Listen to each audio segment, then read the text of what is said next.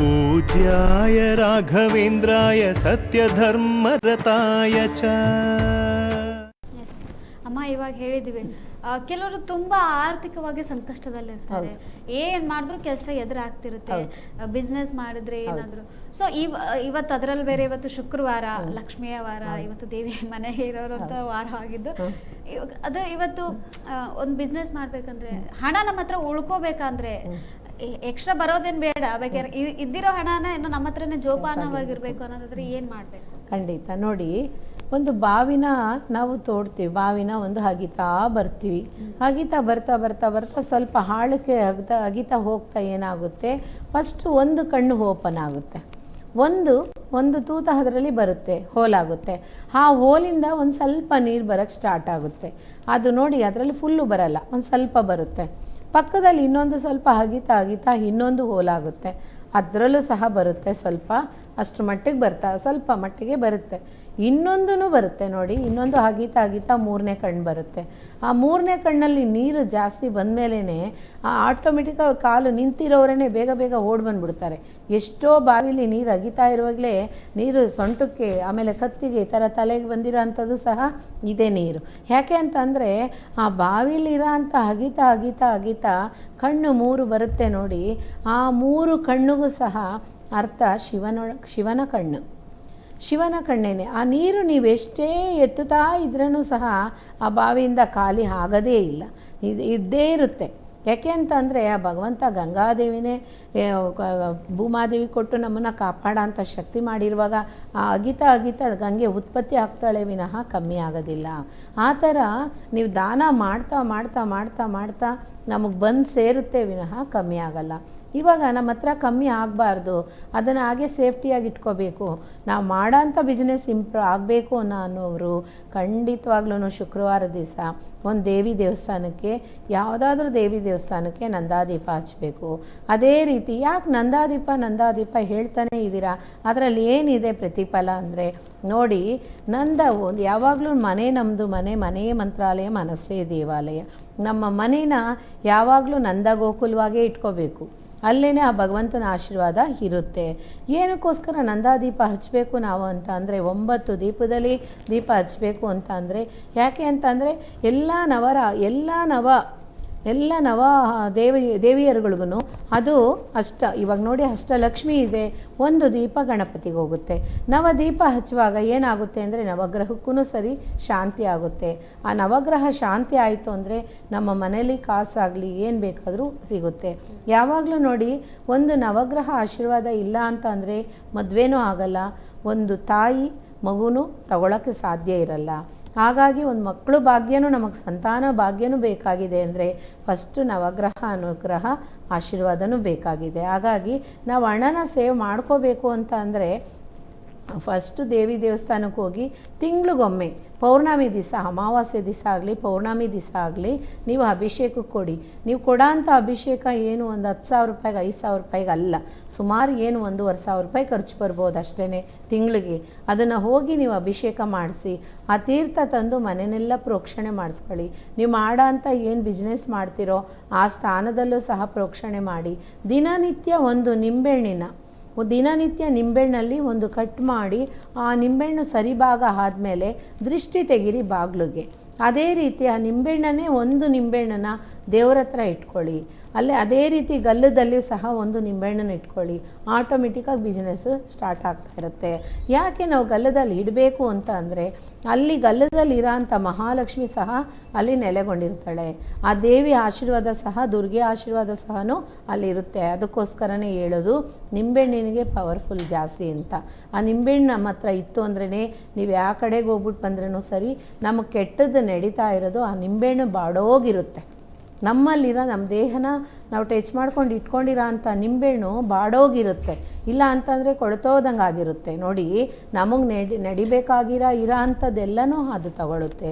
ಹಾಗಾಗಿ ವ್ಯಾಪಾರ ಸ್ಥಾನದಲ್ಲಾಗಲಿ ಅಥವಾ ಮನೆಯಲ್ಲೇ ನಾವು ಏನಾದರೂ ಬಿಸ್ನೆಸ್ ಮಾಡ್ತೀವಿ ಅನ್ನೋರಾಗಲಿ ನಂಬಿಕೆಯಿಂದ ಮಾಡಿ ಒಂದು ತಿಂಗಳಿಗೊಮ್ಮೆ ಪೌರ್ಣಮಿ ದಿವಸ ಮಾಡಿದ್ರೆ ತುಂಬ ವಿಶೇಷತೆ ವ್ಯಾಪಾರಕ್ಕೆ. ಅಮಾವಾಸ್ಯೆ ದಿವಸ ಮಾಡಿದ್ರೆ ದೃಷ್ಟಿಗಳಾಗಲಿ ಪಾಪಗಳಾಗಲಿ ಕಳೆಯೋಂಥ ದಿನ. ಖಂಡಿತ ಮಾಡಿ, ಒಳ್ಳೆಯದಾಗಲಿ. ಎಸ್ ಅಮ್ಮ, ಹೇಳ್ತಿದ್ವಿ ಇವಾಗ ಈಗ ಇನ್ನು ನೋಡೋದಾದ್ರೆ ಲಕ್ಷ್ಮಿಯನ್ನ ಒಲಿಸ್ಕೊಳ್ಬೇಕಾದ್ರೆ ಈ ರೀತಿ ನಂದ ದೀಪವನ್ನ ಇಡಬೇಕು, ಬಿಸ್ನೆಸ್ನ ಚೆನ್ನಾಗಿ ಹೋಗ್ಬೇಕಂದ್ರೆ ನಂದ ದೀಪ ಅನ್ನೋದು ಇಡಬೇಕು. ಸೊ ಇವಾಗ ಮಹಿಳೆಯರು ಎಷ್ಟೋ ವರ್ಷಗಳಿಂದ ಮಕ್ಕಳಾಗದೆ ಇರ್ತಾ ಇಲ್ಲ, ಮಗು ಆಗ್ತಾ ಇಲ್ಲ, ಅನೇಕ ದೇವರುಗಳ ಮೊರೆ ಹೋಗ್ತಾ ಇದ್ದಾರೆ, ಹಾಸ್ಪಿಟಲ್ಗಳಿಗೆಲ್ಲ ಹೋಗ್ತಾ ಇದ್ದಾರೆ, ಸಂತಾನ ಭಾಗ್ಯ ಸಿಗ್ತಾ ಇಲ್ಲ, ತುಂಬಾ ನೊಂದಿರೋಂತಹ ಹೆಣ್ಮಕ್ಳು ಕೂಡ ಇದ್ದಾರೆ. ಈ ಒಂದು ಕಾರ್ಯಕ್ರಮದ ಮೂಲಕ ಅವರಿಗೊಂದು ಪರಿಹಾರ ಸಿಗ್ಲಿ ಅನ್ನೋದು ನಮ್ಮ ಒಂದು ಅಭಿಪ್ರಾಯ. ಸೊ ಈ ಮೂಲಕ ನೀವು ಅವರಿಗೆ ಮಾಹಿತಿ ತಿಳಿಸ್ಕೊಡ್ಬೇಕು, ಯಾವ ರೀತಿಯಾಗಿ ಮಗು ನೋಡಿ, ಗುರುರಾಯರ ಅನುಗ್ರಹದಿಂದ, ಆಶೀರ್ವಾದದಿಂದ, ಸಂಕಲ್ಪದಿಂದ, ಅವ್ರು ಕೊಟ್ಟಿರೋ ಅಂಥ ಮಂತ್ರದಿಂದ ನಾನು ಮಾಡೋ ಅಂಥದ್ದು ಎಷ್ಟೇ ವರ್ಷಗಳ ಕಾಲ ಆಗಿರಲಿ, ಇಲ್ಲ ಟೆಸ್ಟ್ ಟ್ಯೂಬ್ ಬೇಬಿಗೋಸ್ಕರ ಹೋಗಿದ್ವಿ, ಅದು ಸಹ ನಮಗೆ ಫೇಲ್ಯೂರ್ ಆಗ್ತಾ ಇದೆ, ಇಲ್ಲ ನಮ್ಮ ಮಗು ಈ ಥರ 3 ವಯಸ್ಸಲ್ಲೇ ಆಯಿತು, 5 ವಯಸ್ಸಲ್ಲೇ ಆಯಿತು, ಈ ಥರ ಇರೋ ಅಂಥ ತಾಯಿಂದರು ಆಮೇಲೆ ನಮಗೆ ಸಿಕ್ಕಿಲ್ಲ ಅಂತನೋ, ಇಲ್ಲ ಮದುವೆ ಆಗಿಬಿಟ್ಟು ಮಕ್ಕಳು ಸ್ಥಾನನೇ ಸಿಕ್ಕಿಲ್ಲ ನಮಗೆ ಅಂತನೋರು ಬನ್ನಿ. ಖಂಡಿತ ನನಗೆ ಬೇಕಾಗಿರೋದು 1 ಇಯರ್ ಟೈಮು, 2 ಇಯರ್ಸ್ ಟೈಮು ಅಲ್ಲ, ಖಂಡಿತ 3 ತಿಂಗಳು ಮಾತ್ರನೇ. ನಾನು ಎಲ್ರಿಗೂ ಹೇಳೋ ಅಂಥದ್ದು 3 ತಿಂಗಳು ಮಾತ್ರ ಟೈಮ್ ಕೊಡ್ತೀನಿ. ಯಾಕೆ ಅಂತಂದರೆ ರಾಘವೇಂದ್ರ ಸ್ವಾಮಿ ಮಂತ್ರಾಲಯದಿಂದ ಪಂಚಮುಖಿಲೇ 12 ವರ್ಷ ತಪಸ್ ಮಾಡಿದ್ದಾರೆ. 12 ವರ್ಷ ತಪಸ್ ಮಾಡಿದಂಥ ಭಗವಂತ ಆಮೇಲೆ ಅವರಿಗೆ ಬಂದು ಪಂಚಮುಖ ಆಂಜನೇಯರು ಪ್ರತ್ಯಕ್ಷ ಆಗಿ ಬಂದು ಮಂತ್ರಾಲಯದಲ್ಲಿ ನೆಲೆಗೊಂಡಿರೋ ಅಂಥ ಮಹಾನುಭಾವರು. ಹಾಗಾಗಿ ಆ 12 ವಾರ ಗುರುವಾರನ ಟೈಮ್ ಕೊಡುವಾಗ 3 ತಿಂಗಳು ಕ್ರಾಸ್ ಆಗುತ್ತೆ ನಿಮಗೆ. ಆ ಕ್ರಾಸ್ ಆಗಿದ್ದ ಕೂಡಲೇ ಖಂಡಿತ ಮೆನ್ಸಸ್ ನಿಲ್ಲುತ್ತೆ.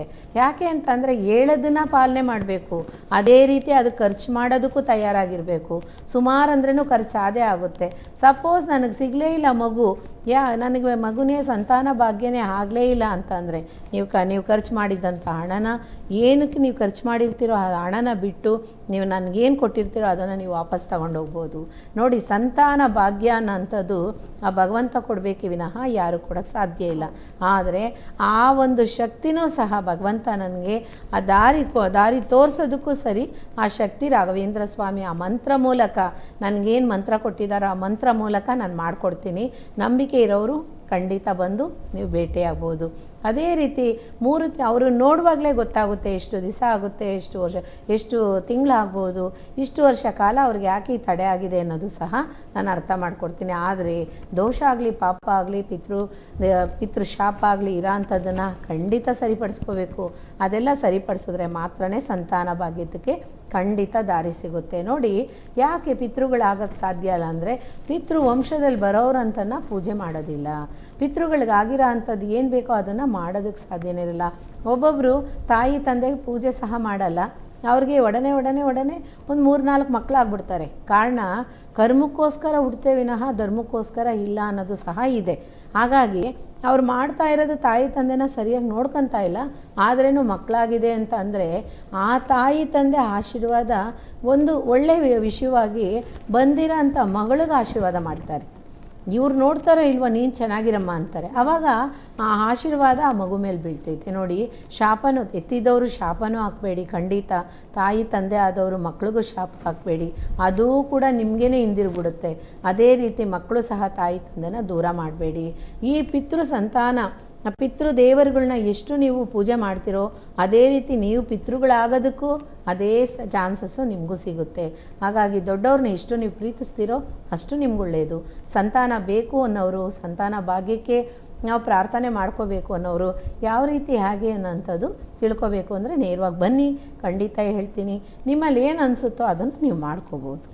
ಎಸ್ ಅಮ್ಮ, ಇವಾಗ ರಾಘವೇಂದ್ರ ರಾಯರ ಒಂದು ಸ್ಥಳಕ್ಕೆ ಹೋಗ್ತಿರ್ತೀವಿ, ಹೋದ ತಕ್ಷಣ ಧ್ಯಾನವನ್ನ ಮಾಡ್ತಿರ್ತೀವಿ, ಬೃಂದಾವನದಲ್ಲಿ ಅಡ್ಡಾಡ್ತೀವಿ, ಮತ್ತೆ ಗೋಶಾಲೆಯಲ್ಲಿ ತಿರುಗಾಡ್ತಾ ಇರ್ತೀವಿ. ಸೊ ರಾಘವೇಂದ್ರ ರಾಯರಿಗೆ ಮತ್ತು ಗೋಮಾತೆಗೆ ತುಂಬಾ ಒಂದು ನಂಟಿದೆ, ವಿಶೇಷವಾದಂತ ನಂಟು. ಮಂತ್ರಾಲಯದಲ್ಲೂ ಕೂಡ ಯಾರಿಗೂ ತೊಂದರೆಯನ್ನ ಮಾಡೋದಿಲ್ಲ ಅಲ್ಲಿ.